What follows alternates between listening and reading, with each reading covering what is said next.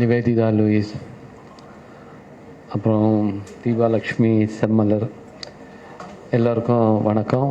அடுத்ததாக பேச இருக்கிற தலைவர் அவர்களுக்கு வணக்கம். இங்கே வந்திருக்கிற உங்கள் எல்லோருக்கும் என்னுடைய நன்றி.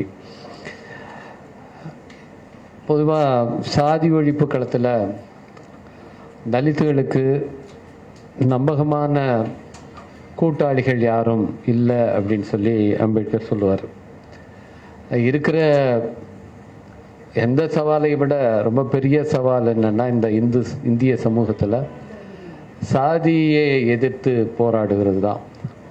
அப்படியான போராட்டத்தில் இந்த தீண்டாத மக்கள் அவர்கள் எப்பொழுதுமே தனித்து விடப்பட்டிருக்காங்க. அவங்களுக்கு அங்கே எந்த அலையன்ஸும் கிடையாது. ஸோ அந்த மாதிரியான ஒரு சூழலில் இந்த போராட்டத்தை இவ்வளவு கஷ்டத்தோடு நடத்த வேண்டியிருக்குன்னு அம்பேத்கர் குறிப்பிடுவார். ஆனால் இந்த சாதி ஒழிப்பு களத்தில் சாதியை ஒழிக்க விரும்புகிறவர்களுக்கு நம்பகமான கூட்டாளிகளாக யார் இருக்க முடியும் அப்படின்னு பார்த்தா பெண்கள் மட்டும்தான் இருக்க முடியும்.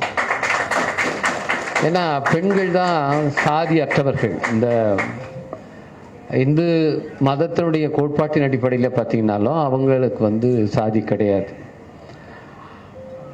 அதனால பிறப்பின் அடிப்படையில் இந்த இந்து சமூகம்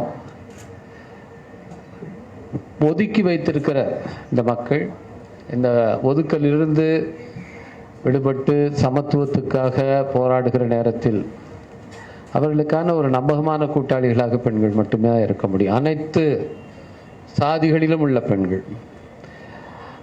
அதற்கான ஒரு நடைமுறை உதாரணமாக இன்றைய நிகழ்ச்சி நடந்து கொண்டிருக்கிறது. இதை யார் எப்படி ஒருங்கிணைச்சிருந்தாலும் அவங்க எல்லோருக்கும் என்னுடைய வணக்கத்தை நான் தெரிவிச்சுக்கிறேன். இந்த நாளில் புரட்சி அம்பேத்கர் அவர்களை நாம் நினைத்து பார்க்க வேண்டும். நான் இந்திய வரலாற்றில் மட்டுமல்ல, உலக வரலாற்றிலேயே பெண்களுடைய உரிமைகளுக்காக ஒருவர் தன்னுடைய அமைச்சர் பதவியை துறந்தார் அப்படின்னு சொன்னால் அது புரட்சி அம்பேத்கர் அவர்கள் தான். இந்திய வரலாற்றில் எத்தனையோ அமைச்சர்கள் எத்தனையோ குற்றச்சாட்டுகள் பேரில் அமைச்சர் பதவியை துறந்திருக்காங்க, வேறு காரணங்களுக்காக ராஜினாமா செஞ்சுருக்காங்க. ஆனால் பெண்களுக்கு சொத்துரிமை வேண்டும், பெண்களுக்கு ஒரு குழந்தையை தத்தெடுத்து கொள்ளுகிற உரிமை வேண்டும், பெண்களுக்கு சமத்துவமான உரிமை வேண்டும். அதுக்காக தான் இந்து கோட். அந்த இந்து கோட் பில்லை பாஸ் பண்ணுறதுக்கு இந்திய நாடாளுமன்றத்தில் இந்திய அரசாங்கம் ஆதரவளிக்கலைங்கிறதுக்காக தான் ஒரு சட்ட அமைச்சர் பதவியை துறந்தார். எனவே அவரை நாம் இந்த நேரத்தில் நினைத்து பார்க்க வேண்டும். அது மட்டுமல்ல, இன்னைக்கு நமக்கு சமத்துவம்ங்கிறதுக்கான ஒரு அடிப்படையான விஷயம் இந்த ஓட்டிங் ரைட், வாக்களிக்கிற இந்த உரிமை. இந்த வாக்குரிமையை பெண்களுக்கு கொடுக்கறது. இன்றைக்கி அமெரிக்கா இருந்தாலும் சரி, ஐரோப்பிய நாடுகளில் இருந்தாலும் சரி, பெண்களுக்கு வாக்குரிமைங்கிறது அவ்வளவு எளிதாகவோ விரைவாக வந்துடல. ஆனால் இந்தியாவில் அது ரொம்ப எளிதாக வந்தது. அதுக்கு காரணம் புரட்சி அம்பேத்கர் தான். யூனிவர்சல் பிரான்ச்சைஸ்ன்னு சொல்லி அனைவருக்குமான வாக்குரிமையை அரசமைப்பு சட்டத்தில் கொண்டு வந்து புரட்சி அம்பேத்கர் அவர்கள் அந்த சட்டத்தை உருவாக்கலைன்னா பெண்களுக்கான வாக்குரிமை என்பது இருக்கவே இருந்திருக்காது. ஏன்னா அதுக்கு முன்னால் வரைக்கும் ஒரு 25% பேருக்கு தான் இங்கே வாக்குரிமை, ஒட்டுமொத்த மக்கள் தொகையில். இந்தியா சுதந்திரம் அடைந்து அரசமைப்பு சட்டம் உருவாக்கப்பட்டு அதுக்கு பிறகுதான் இந்த யூனிவர்சல் பிரான்ச்சைஸுங்க இங்கே வருது. இது அப்போது அவர் உருவாக்கினது இல்லை. 1919 சவுத்பரோ கமிட்டிக்கு முன்னால் அவர் சாட்சியம் அளிக்கும் போது அங்கேயே அதை ப்ரப்போஸ் பண்ணுறாரு. 1919 அவருக்கு அப்போ 28 வயசு. அதுக்கு முன்னே 1925 அவர் ஆராய்ச்சி மாணவராக சமர்ப்பித்த முதல் ஆந்த்ரோபாலஜிக்கல் ஒரு எஸ்ஸே என்னன்னா காஸ்ட் இன் இந்தியா. அதுலேயும் அவர் சாதி அமைப்பை பற்றி ஆராய்வதை விட அதற்கு எப்படி பெண்கள் அல்லது பெண்களை மையப்படுத்தியிருக்க இந்த குடும்ப அமைப்பு எப்படி அடித்தளமாக இருக்கிறது என்பது தான் ஆராய்ந்தார். அதுதான் அவருடைய லைஃப் லாங் ரிசர்ச்சோடைய ஒரு பிகினிங். ஸோ புரட்சி அம்பேத்கர் அவர்கள் இந்த பெண்களுக்கான சமத்துவம், அவர்களுக்கான உரிமைகள் என்பதை தன்னுடைய 25வது வயதிலிருந்து தொடர்ந்து அறிவு தளத்திலும் அரசியல் தளத்திலும் செயல்பாட்டு தளத்திலும் தொடர்ந்து முன்வைத்து வந்தார். அதனுடைய ஒரு விளைவுகளாக நாம் பார்க்குறோம். அவர் 1937 பம்பாய் மாகாணத்தில் லேபர் கமிட்டி மெம்பராக இருக்கும்போது அப்போது ஒரு பில்லை உருவாக்குறார். அது அப்பயே உங்களுக்கு தொழிலாளர்கள், பெண் தொழிலாளர்கள், அதிலும் குறிப்பாக சுரங்கம் போன்ற பகுதிகளில் வேலை செய்கிற தொழிலாளர்கள், அவர்களுக்கான உரிமைகளை பாதுகாக்கிறதுக்கான பில் அது. அது மட்டும் இல்லை, அதுக்கு பிறகு வேலை நேரம் 8 மணி நேரம் வேலையாக இருந்தாலும் சரி, சங்கம் சேரும் தொழிற்சங்க உரிமையாக இருந்தாலும் சரி, எல்லாத்துக்குமான சட்டங்களை உருவாக்கி இன்னைக்கு பெண்கள் ஓரளவுக்கு உரிமைகளை பெற முடிந்திருக்கிறது. கொஞ்சம் ஒரு சுதந்திரத்தை சுவாசிக்க முடிகிறதுன்னு சொன்னால் அதுக்கு மிகப்பெரிய பங்களிப்பை செய்தவர் புரட்சி அம்பேத்கர் அவர்கள். கூடவே கருத்தியல் ரீதியாக அந்த இந்துத்துவம் என்கிற அந்த கருத்தியல் மீது அவர் தொடுத்த தாக்குதல், அதுதான் இன்னைக்கு தொடர்ச்சியாக நாம் அதை முன்னெடுத்து கொண்டிருக்கிறோம். அந்த தொடர்ச்சியை தான் இன்னைக்கு தலைவர் எழுச்சி தமிழ் அவரிடத்தில் நாம் பார்க்கிறோம். இந்தியாவில் எந்த ஒரு அரசியல் கட்சியும் தன்னுடைய கட்சி பதவிகளில் பெண்களுக்கான இடஒதுக்கீட்டை இதுவரைக்கும் அதை நடைமுறைப்படுத்தியது இல்லை. மாவட்ட செயலாளர் பொறுப்புகளில் 10 விழுக்காடு பெண்களுக்கான இடத்தை அளித்து அதற்கான ஒரு துவக்கத்தை தலைவர் அவர்கள் செய்திருக்கிறார். விடுதலை சிறுத்தைகள் கட்சி இன்றைக்கு இந்தியாவுக்கே முன்னுதாரணமாக இருக்குது. இது எல்லா கட்சிகளும் கூடிய சீக்கிரத்தில் இதெல்லாம் அடாப்ட் பண்ணுவாங்க. ஏன்னா 33% ரிசர்வேஷனை இம்ப்ளிமெண்ட் பண்ணும் போது நிறைய பேரை பெண்களை ரெப்ரசன்டேட்டிவ்ஸ் கொண்டு வரணும். அப்போது கட்சிக்குள்ளாரையும் அவங்க இதை அடாப்ட் பண்ண வேண்டிய நிர்பந்தம் வரும். ஆனால் அதை முன்னுணர்ந்து இப்படிலாம் வர்றதுக்கு முன்பே சமத்துவத்தை இப்படி துவக்குவது, நம்ம பேசிட்டு இருக்கிறது மட்டுமல்ல, புரட்சி அம்பேத்கர் அவர்களை பாராட்டி சொல்வது மட்டுமல்ல, அதை நம்ம பிரிலை நம்ம இந்த கட்சிக்குள்ளார எப்படி நடைமுறைப்படுத்துவது என்று இன்றைக்கு அதை உருவாக்கி இன்றைக்கு இந்தியாவுக்கே ஒரு முன்னுதாரணத்தை ஏற்படுத்தி இருக்கிறவர் நம்முடைய தலைவர் எழுச்சி தமிழர் அவர்கள். அவரை நீங்கள் இன்னைக்கு சிறப்பிப்பது, அவரை இவ்வளவு கொண்டாடுவது என்பது மிகவும் பொருத்தமானது. நேரத்தில் நாங்கள் பார்லிமெண்ட்டாக எலெக்ஷன் வரப்போகுது. ஒரு 5 ஆண்டு காலம் நாங்கள் இருவரும் நாடாளுமன்றத்தில் உறுப்பினர்களாகவும் செயல்பட்டிருக்கிறோம். அதில் பெண்கள் தொடர்பான சில முக்கியமான முன்னெடுப்புகளை நாங்கள் எடுத்திருக்கிறோம். தலைவர் அவருடைய வழிகாட்டுதலில் இந்திய பாராளுமன்றத்தில் முதன்முறையாக நாங்கள் 2019 போனதும் இந்தியாவில் ஒரு மெனோபாஸ் பாலிசி என்பதை உருவாக்க வேண்டும் என்று முதல்ல அங்கே குரல் எழுப்பிய கட்சி விடுதலை சிறுத்தைகள் கட்சி.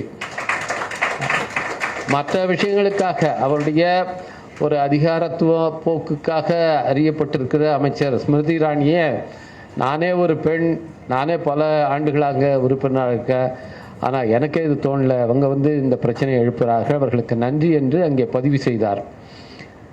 4 முறை அந்த பிரச்சனையை தொடர்ச்சியாக அங்கே எழுப்பியிருக்கிறோம். இன்னைக்கு இல்லைன்னாலும் எதிர்காலத்தில் நிச்சயமாக அந்த கொள்கை உருவாக்கப்படும்.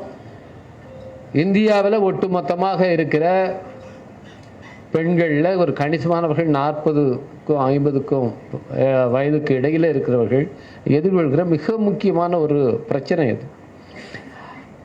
அவர்களுக்கான ஒரு கொள்கை உருவாக்கப்பட்டு அதுக்கான ஒரு தீர்வு எட்டப்படும் என்றால் அதற்கான விதையை போட்ட கட்சியாக வரலாற்றிலே விடுதலை சிறுத்தைகள் கட்சி நினைவு கூறப்படும்.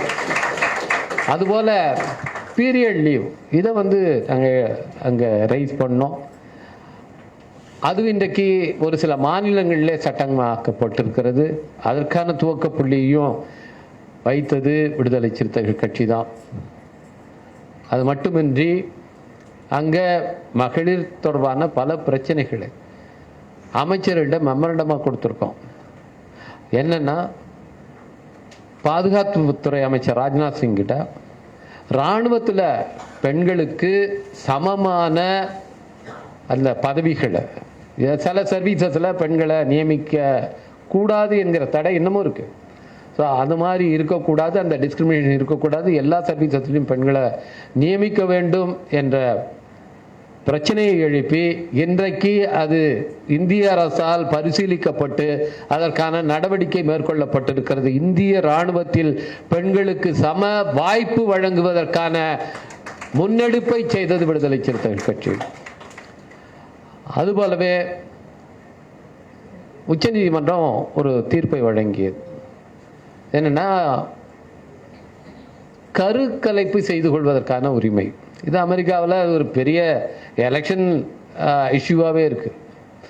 ட்ரம்ப் வந்தால் நான் அதை தடை செய்கிறார், பைடன் வந்தால் அதை ஆதரிக்கிறார். இப்படி அங்கே யார் அதிபராக தேர்ந்தெடுக்கப்படுகிறார் என்பதிலே அதை தீர்மானிக்கிற பிரச்சனையாக இந்த கருக்கலைப்புக்கான உரிமை தொடர்பான பிரச்சனை இருக்கிறது. இந்தியாவில் உச்சநீதிமன்றம் தலைமை நீதிபதி சந்திரசூட் அவர்கள் தலைமையில் ஒரு தீர்ப்பை கொடுத்தார்கள். அவர் ஒரு பெண், அவர் திருமணமானவராய் ஆகாதவரா என்பதல்ல பிரச்சனை, அவருக்கு கருக்கலைப்பு செய்து கொள்வதற்கான உரிமை இருக்கிறது, அவர்களுடைய அடிப்படை உரிமைகளில் அது ஒன்று என்று நீதிமன்றம் தீர்ப்பளித்தது. ஆனால் இந்திய அரசாங்கம், இன்றைக்கு இருக்கிற பாஜக அரசாங்கம் அதுக்கு எதிர்நிலையில் இருந்தது. அது தொடர்பாகவும் இன்றைக்கு அமைச்சரிடத்தில் சொல்லி, நீங்கள் உச்ச நீதிமன்றத்தில் வழங்கப்பட்ட தீர்ப்பை எல்லா இடங்களிலும் நடைமுறைப்படுத்துவதற்கு நடவடிக்கை எடுக்க வேண்டும் என்று வலியுறுத்தி இருப்பது விடுதலை சிறுத்தைகள் கட்சி. அங்கே இப்போது அதிகமாக பெண்கள் பாதிக்கப்படுகிற ஒரு பிரச்சனை சர்விக்கல் கேன்சர், கர்ப்பப்பை வாய் புற்றுநோய்.